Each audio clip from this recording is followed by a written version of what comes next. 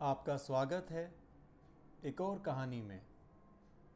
आज की जो कहानी है एक ऐसी कहानी है जो अविश्वसनीय है, हैरतअंगेज है और इंसान की चुनौतियों को एक गुत्थियों के रूप में प्रस्तुत करती है।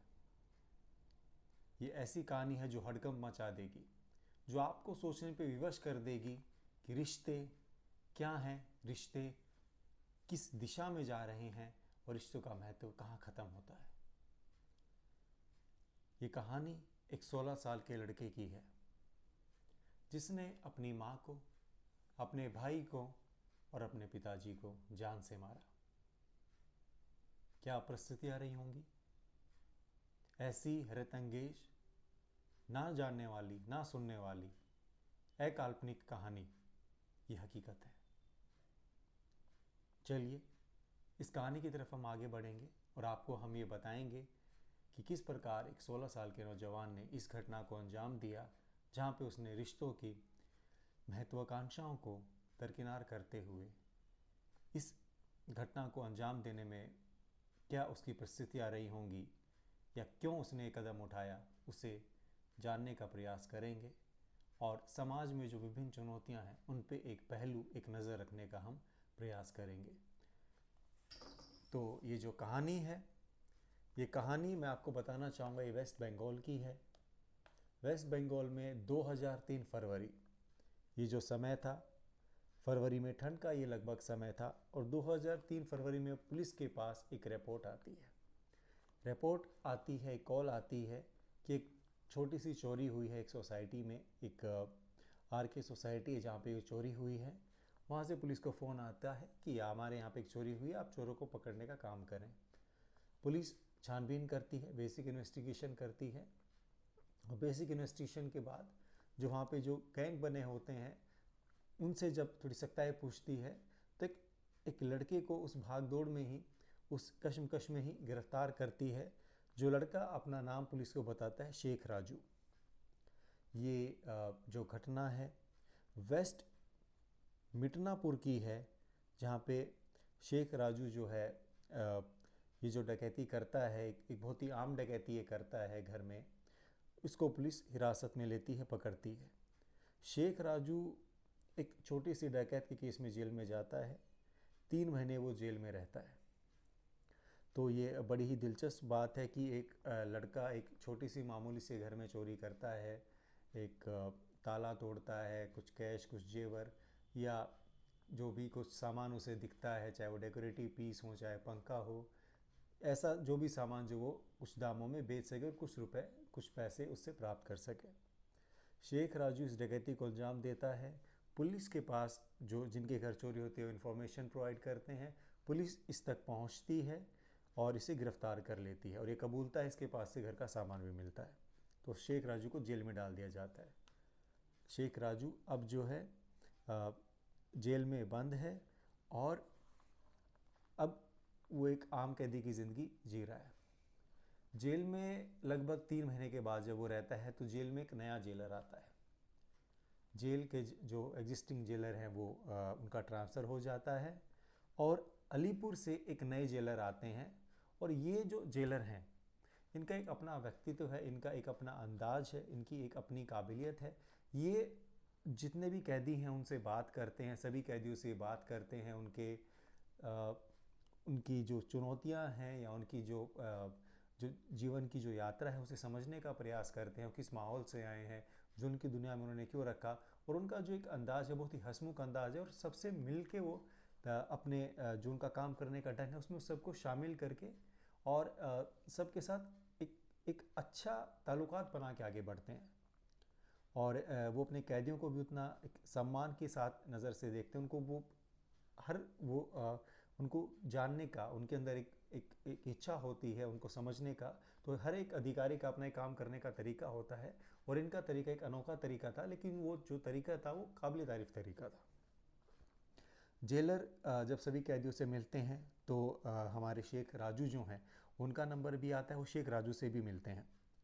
शेख राजू से जब वो मिलते हैं, जब उनसे वो उनके बारे में थोड़ा जानते हैं, अतीत के बारे में थोड़ा जानते हैं, तो उन्हें देख के पहले ही बात के कुछ शुरुआत के लम्हों में ही उन्हें कुछ तस्वीर नज़र आती है, यानी उनको देख के उसे किसी और शख्स की जो झलक नज़र आती है उसमें। और जिस तरीके से जवाब दे रहा था शेख राजू ने, कहीं ना कहीं लगा कि ये कुछ चीज़ें हमसे छुपा रहा है और जो चीज़ें बता रहा है शायद सारी सही नहीं है। और उनके दिमाग में एक तस्वीर है, किसी और शख्स की छवि बनती है, किसी और शख्स का नाम आता है और उन्हें लगता है कि शायद यहाँ कुछ न कुछ ये जो लड़का है मुझसे छुपा रहा है, कुछ न कुछ बात यहाँ पे कच्ची है। अब जेलर जो है, जैसा मैंने बताया, हर एक जो अधिकारी होता है, हर जो इस किसी भी कार्य में हर किसी को करने का, किसी भी चीज़ को करने का एक तरीका होता है। तो कुछ लोग होते हैं, कुछ अधिकारी होते हैं, या आप हों चाहे मैं हूँ, हम आप अपने काम को काम समझ के करते हैं। लेकिन कुछ लोग होते हैं अपने काम में उनका एक इंटरेस्ट जगता है, उनका एक अंदाज, उनकी एक चाहत जगती है, उस काम को करके उन्हें खुशी मिलती है, उस काम को एंजॉय करते हैं।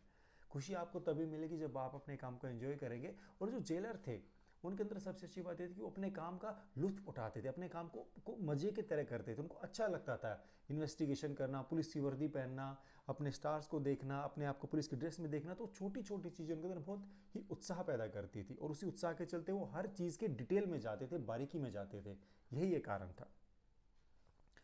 जेलर अब जो है जैसा कि मैंने आपको बताया अलीपुर जेल से आए थे, तो वो शेख राजू की जो है फ़ाइल चेक करते हैं। अब जेल में जो अभी करंट जेल में जहाँ उनका तबादला हुआ है, उसकी फ़ाइल में भी उनका जो नाम रहता है वो शेख राजू रहता है और वो डिटेल चेक करते हैं। लेकिन फिर भी उन जो डिटेल दी गई थी वो अपने अनुभव से समझ गए थे कि डिटेल सही नहीं है। तो वो क्या करते हैं, वो अलीपुर जेल से एक तस्वीर मंगवाते हैं उस शख्स की जिसकी झलक उन्हें नज़र आ रही थी, जिस शेख राजू को देख के जिनका ध्यान उन्हें आ रहा था, उस इंसान की वो तस्वीर मंगाते हैं। और तस्वीर जिस शख्स की मंगाई गई थी वो सजल बरुई था। सजल बरुई, जी हाँ, सजल बरुई जो था वही शेख राजू था। और जब जेलर साहब ने उसको उसकी फ़ोटो दिखाई, उसकी जो पहले की जो चार्जशीट थी, जब वो उसे दिखाई तो उसे ज़्यादा समय नहीं लगा स्वीकार करने की, हाँ मैं सजल बरुई हूँ।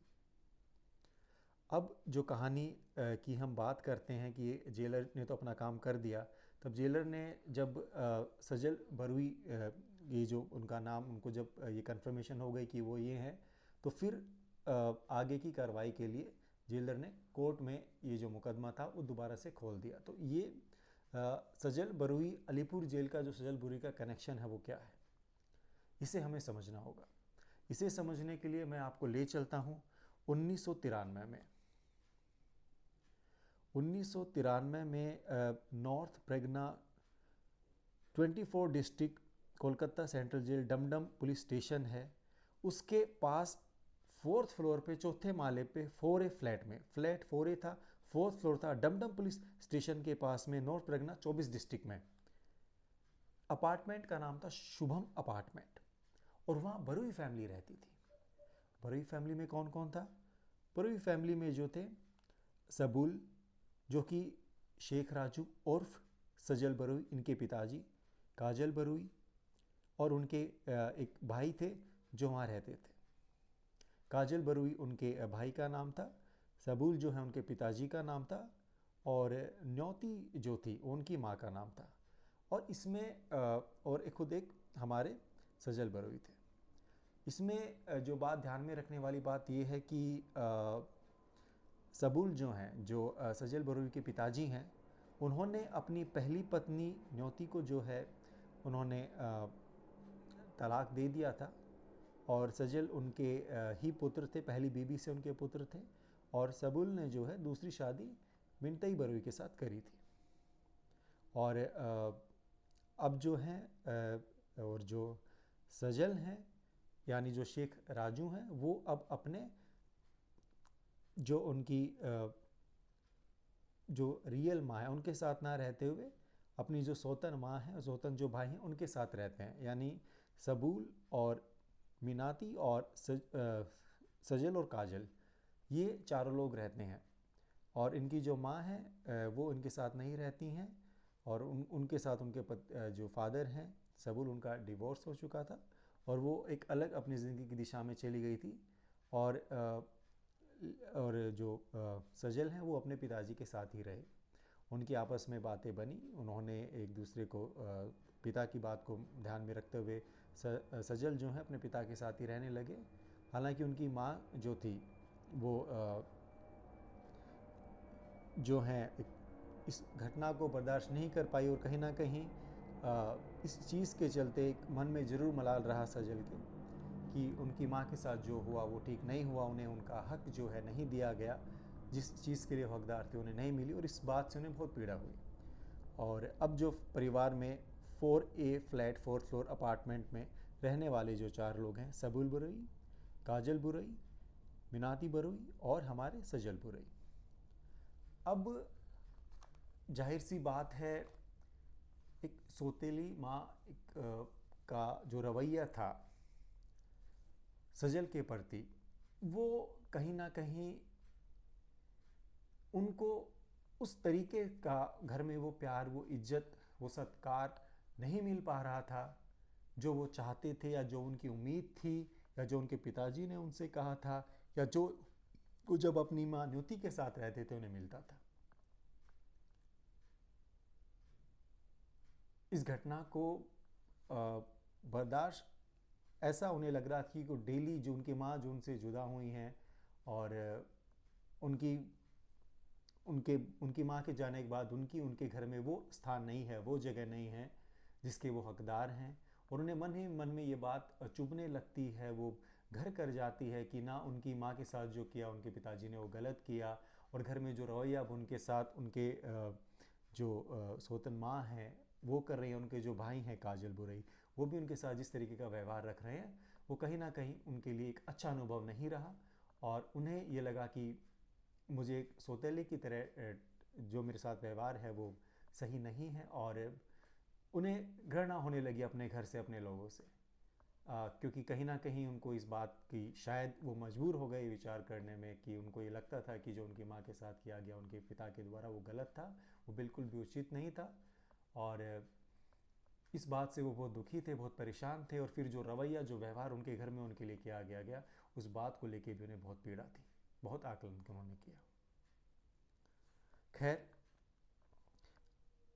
सजल जो हैं क्योंकि वो बचपन से उसी एरिया में रह रहे थे तो उनके कुछ सहपाठी लगभग 5-7 दोस्त, अच्छे दोस्त थे, अच्छा एक ग्रुप उनका बना हुआ था, और ये बात उनके दोस्तों को भी, उनके जो करीबी जो 5-7 उनके दोस्त थे उनको भी ये बात मालूम थी कि इसके साथ जिस तरीके का व्यवहार घर में किया जा रहा है, इसकी सौतेली माँ सौतेले भाई पिताजी कर रहे हैं, वो उसका ये हकदार नहीं है और वो सही नहीं कर रहे हैं। वो जिस तरीके से इसे रख रहे हैं घर में, ना इसे इज्जत मिल पा रही है, ना प्यार मिल पा रहा है, ना दुलार मिल पा रहा है, बल्कि इसे एक सौतेला बेटा की तरह इसे रखा जा रहा है। उसे ये बार बार शायद एहसास कराया जा रहा है कि तुम इस घर के सदस्य नहीं हो और तुम कहीं दूर जाके रहो, जैसे तुम्हारी मांगे वैसे तुम भी जाओ। इन चीज़ों से उनके दोस्त भी रूबरू थे। सजल के जो दोस्त हैं उन सबको इस बात का ज्ञान था, उनके संज्ञान में ये बात ज़रूर थी कि ये अपने घर से खुश नहीं है और ये परेशान है। यही चीज़ चलते चलते साल बीते, साल से 2 साल बीते, 3 साल बीते, और दोस्तों में इस बात का, उनके जो दोस्त थे, ये बड़ी ये बात आपको जानी होगी, दोस्ती में उनकी दोस्ती ऐसे 5-7 लड़कों के साथ हुई जो उनके लिए अपनी जान देने के लिए भी तैयार थे, इससे कोई भी कारण रहे हों, और इस घटना को अंजाम तक पहुंचाने में कहीं ना कहीं दोस्तों का भी एक रोल रहा। सजल जो हैं अपने दिल की बात रखते हुए अपने दोस्तों को जाहिर करते हैं कि वो अब इस घर में नहीं रह सकते एक पल भी, उनकी माँ के साथ इन लोगों ने गलत किया है, उसकी माँ के बाद अब उसके साथ गलत किया जा रहा है। तो 16 साल का एक नौजवान ये फैसला लेता है कि मैं इन सबको मौत के घाट उतारूंगा।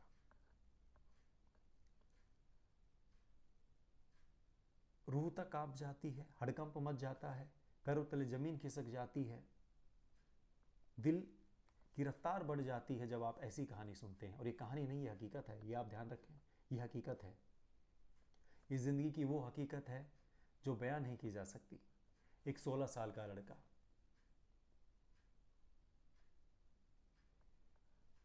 तो सजल अपना ये जो उसकी जो सोच है, जो विचार है, अपने दोस्तों के सामने रखता है। अब जो है ये बात होती है तो शुरुआत में शायद सभी दोस्त कॉन्फिडेंस में नहीं आते, लेकिन समय के साथ सभी दोस्त भी इस बात से सहमत करते हैं कि हम तेरे साथ हैं, तेरे साथ जो रवैया हुआ है, क्योंकि उन्होंने भी देखा है कि किस प्रकार सजल के साथ अत्याचार होते हैं, उसकी माँ उन्हें बेवजह पीटती है, उनके साथ हर चीज़ में बात की जाती है, खाने में लेके, दूध से लेके, तो शायद उनके लिए अब रहना संभव नहीं था। तो इस बात को लेके उनके दोस्त भी अब धीरे धीरे हामी भरते के साथ वो कॉन्फिडेंस में आ जाते हैं कि चलिए जो तू कहेगा हम तेरे लिए करेंगे। 22 नवंबर 1993 ये वो दिन है जब सजल जो प्रक्रिया सालों से चली आ रही थी, जो उसके अंदर जो घमासान मच रहा था, उसे वो अपने दोस्तों के साथ मिलकर अंजाम देने के लिए पूरा तत्पर था। उन्होंने इसके लिए जो है, जो अगर आप बात करें तो इसके लिए उन्होंने चाकू, छुरी, रस्सी, हाथों पे पहनने के लिए ग्लव्स और कपड़ा, ड्रैगर, इस सब चीज़ों का उन्होंने बंदोबस्त कर लिया। 22 नवंबर 1993, जिस समय सजल की जो उम्र थी, एग्जैक्ट जो उम्र थी वो थी 16वें साल में थे, 11 महीने हुए थे और 7 दिन हुए थे। 7:30 बजे रात के सजल घर की घंटी बजाता है। उसकी जो माँ है न्योती, न्योती उनकी माँ है, जो उनकी सौतेली माँ है, वो जो है अपना जो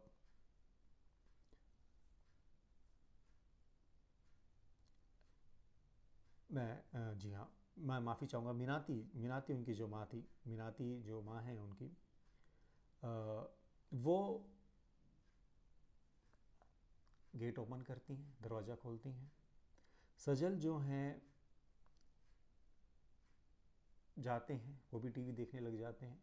मौका देख के वो इधर उधर टहलते हैं और अपनी जो माँ है उनके ऊपर जो बेहोश करने वाली जो दवाई उन्होंने ली थी वो रख के उनको सुंघा देते हैं।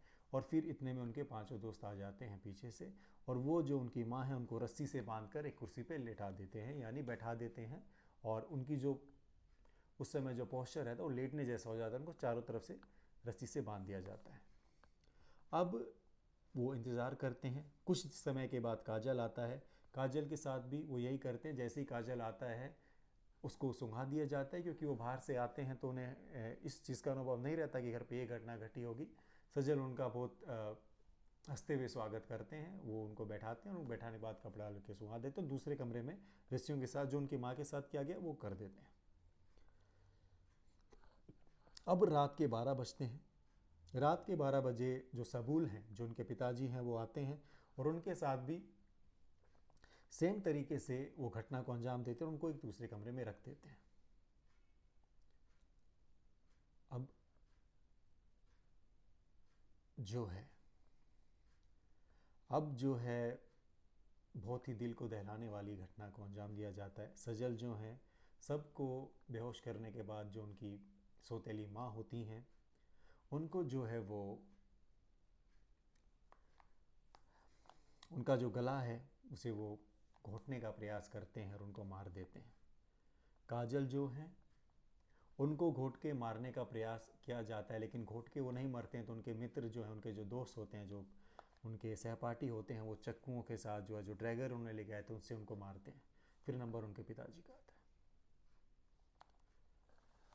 16 साल की उम्र का लड़का और उसके दोस्त इस प्रकार की सोच रख सकते हैं, ऐसा वो संकल्प ले सकते हैं, यह अविश्वसनीय है।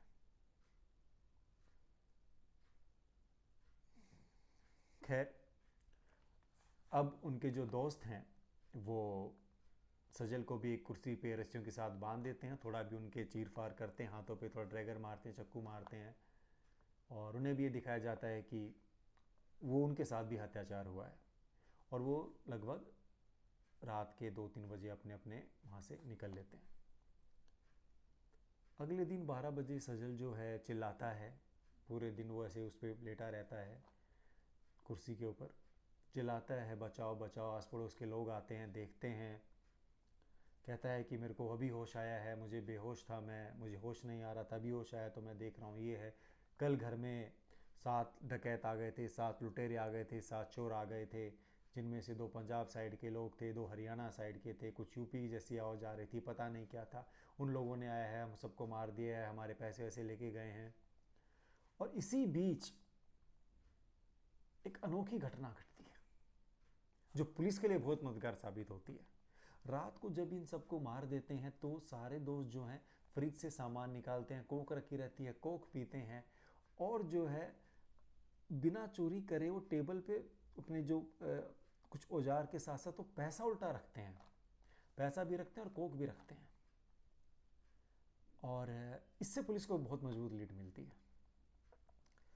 अब पुलिस आती है, जाहिर सी बात है ये जो मैंने आपको बताया, पुलिस ये भी देखती है कि ये कैसे संभव है कि चोर कोई लुटेरा आए और वो ऐसे पैसे मेज पे रख के जाए। जो जितना सामान खाया है, जितना सामान लिया, उसी लगभग उतना ही सामान का जो उन्होंने पैसा रख दिया था वहाँ पे।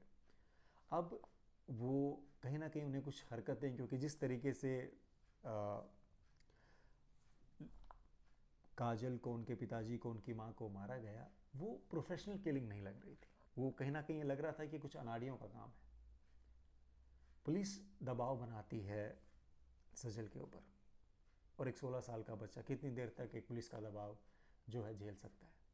उसे टूटना ही पड़ा, उसे टूटना ही था।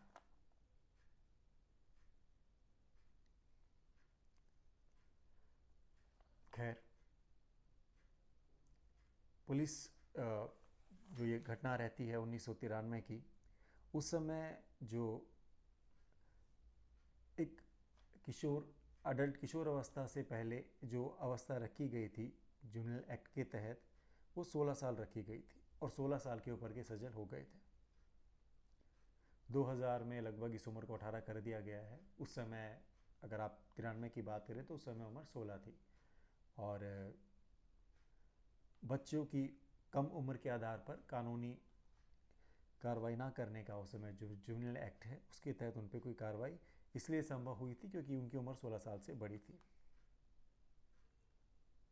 अब जो है उनको पेश किया जाता है, और पेश करने के बाद जो है उन्हें हाई कोर्ट में उम्र कैद की सज़ा दी जाती है, क्योंकि जैसा मैंने आपको बताया उस समय जो एक्ट की जो उम्र थी वो 16 साल के ऊपर थी, और 93 में 16वें साल 11वें महीने 7वें दिन में ये लग रहे थे। और 2000 हाई कोर्ट ने इनको उम्र कैद की सज़ा सुनाई दी गई थी। और फिर जो है ये अपना जेल में अपना जो समय है वो काटते थे। और इसी बीच ये कहानी जो आगे बढ़ती है वो ऐसे बढ़ती है कि वो जेल से फ़रार होने का काम करते हैं और फ़रार भी होते हैं। तो ये जो है 2001 में लगभग ये किडनी की जो प्रॉब्लम है उसकी शिकायत करते हैं, और वो अपने हॉस्पिटल में भी जो उनके दोस्त होते हैं, जो करीबी होते हैं, उनसे बोलते हैं कि आप बियर की बोतल लाएँ, शराब की बोतल लाएँ, और वो पार्टियां करते हैं। और पुलिस वाले भी जो है उनके साथ थोड़ा सा उनको बियर ऑफ़र करते हैं, उनको दारू ऑफ़र करते हैं या चिकन ऑफ़र करते हैं, थोड़ा थोड़ा वो लेते हैं। पुलिस वालों को नहीं लगता कि कहीं भाग के जाएगा।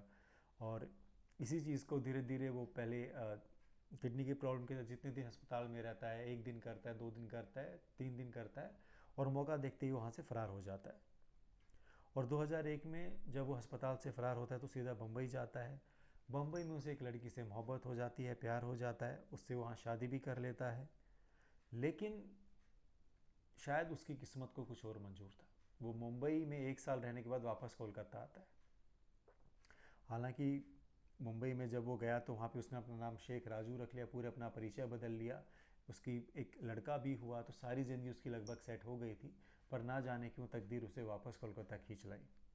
कोलकाता में आता है, वो अपना नाम बदलता है। नन्हे उनके जो बेटे हैं उनका नाम वो नन्हे भी रखते हैं, खुद का नाम वो फिर बदल के यहाँ पे एक और नया नाम रखते हैं।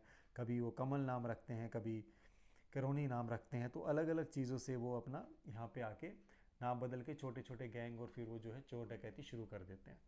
तो किस्मत ने उन्हें एक बहुत अच्छा मौका दिया था कि वो अपनी मुंबई में एक अलग पहचान उनकी बन चुकी थी। उनका एक नन्हे नाम का बच्चा भी था, लड़का भी था, उनकी एक लड़की से शादी भी हो गई थी और अपना घर बसा रहे थे। लेकिन वो वापस कलकत्ता आए। कलकत्ता में गैंगों के साथ वो मिलते हैं, छोटी मोटी चोरियाँ करते हैं, और उसी छोटी मोटी चोरी के चक्कर में जो है वो वापस वेस्ट मिदनापुर के जम्बोनी वो ज़िला था, उसमें उनकी गिरफ्तारी होती है ऐसे ही एक छोटी मोटी चोरी करने के साथ साथ। जहाँ पे जब वो चोरी अपनी वो करते हैं तो उन्हें पुलिस पकड़ती है, और वो जो हैं कोलकाता की जो ये अगर आप बात करें तो इस डकैती के चलते जिस जेल में वो जाते हैं, जहाँ पे उन्हें अलीपुर के जो नए जेलर आते हैं वहाँ मिलते हैं, वो उन्हें पकड़ते हैं और कहाँ से उनकी फिर पूरी ज़िंदगी की जो कहानी है वो बदल जाती है। तो ये कहानी थी शेख राजू और सजल बरुई की। दिल को दहला देने वाली ये कहानी है, ये घटना है, अपरिचित है, पर जब आप ऐसी कहानी सुनते हैं, जानते हैं, देखते हैं, तो कहीं ना कहीं आपको इंसान की जो संवेदना है उस पर भी सवाल उठने का आप जो है नज़ारा देखते हैं। अब लगभग फिर उनको उम्र कैद की सज़ा सुनाई जाती है। आगे की जो छोटी सी उनकी कहानी है, 2010 में उनके 14 साल की उम्र कैद की सज़ा रहती है, और वो उम्र कैद की सज़ा भी पूरी कर लेते हैं, फिर बाहर आते हैं, लेकिन फिर भी वो इस जुल्म के साथ अपने आप को नहीं जुल्म से दूर कर पाते।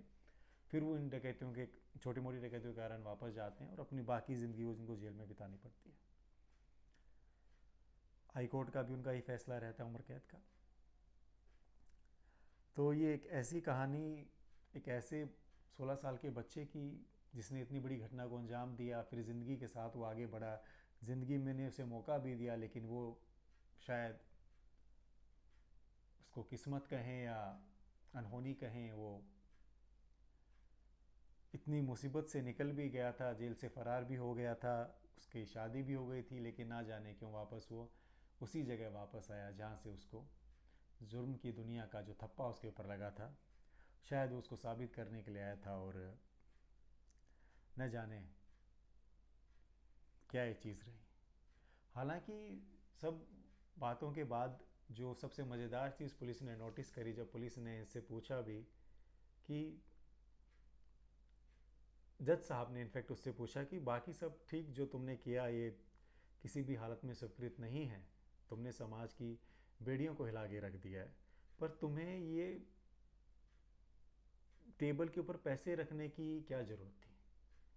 तो इसका वो एक जवाब देता है कि इस पूरी घटना को अंजाम देने की जो प्रेरणा है, एक फॉलिंग डाउन करके एक माइकल डगलस का एक नाटक आता था एनडीटीवी पे, एनडीटीवी वर्ल्ड स्पीक करके शायद ये आता था। उसमें कहता है कि जब वो कोक पीता है, जब हत्या करता है, तो उसके घर से कोक उठाता है तो उसका पैसा भी वहीं रख के जाता है, तो वहीं उनका प्रेरणा का स्रोत था। तो कैसे एक फॉलिंग डाउन, एक छोटे से दृश्य ने या एक छोटे से प्रोग्राम ने कैसे इन बच्चों की मानसिकता पर प्रभाव दिया, और कैसे इन्होंने परिस्थितियों को जोड़ा और कैसे इस घटना को अंजाम दिया। इसीलिए जब भी आप समाज की संवेदनाओं को चुनौती देते हैं तो उसका अंजाम बहुत बुरा होता है। तो माइकल डगलस की कहानी से इंस्पायर होकर इन्होंने जो जितना भी सामान इन्होंने खाया, उन्होंने वही अंदाज में सभी दोस्तों ने पैसे वहाँ पे रख दिए और चल दिए।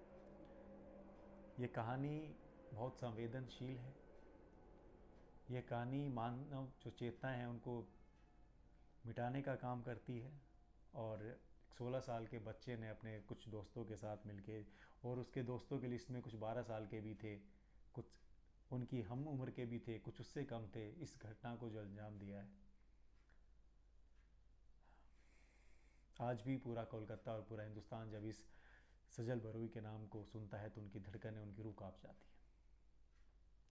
खैर, ज़िंदगी की जस्तजू में एक और कहानी हम आज आपके लिए लेके आए थे। हमें उम्मीद है कि आपने इस कहानी को सुना होगा, महसूस किया होगा, समझा होगा, और हमें उम्मीद करते हैं कि हम आगे भी आपके लिए ऐसी कहानियाँ, ऐसी अविश्वसनीय अनबिलीवेबल स्टोरीज़ लेके आते रहेंगे, ताकि आप भी कुछ लम्हे जो हैं ज़िंदगी के हमारे साथ गुजारें, इन कहानियों के साथ गुजारें, क्योंकि ये कहानियाँ ही नहीं, ये हकीकत है, और हकीकत से जब इंसान रूबरू होता है तो उसके जीने का अंदाज बदल जाता है। आपका बहुत बहुत धन्यवाद। हमें उम्मीद है कि आप हमारे शो को पसंद करेंगे, दस्तक अनबिलीवेबल स्टोरीज़ को। आप इस चैनल को शेयर करें, सब्सक्राइब करें, हमें लाइक करें, ताकि आपके प्रोत्साहन अगर हमें जब मिलता है तो हमें अच्छा लगता है और हम और मेहनत करने के लिए जो है आगे प्रेरित हों। अपना कीमती समय हमारे साथ साझा करने के लिए आपका बहुत बहुत धन्यवाद। फिर एक नई कहानी के साथ मिलेंगे, जब तक नमस्कार।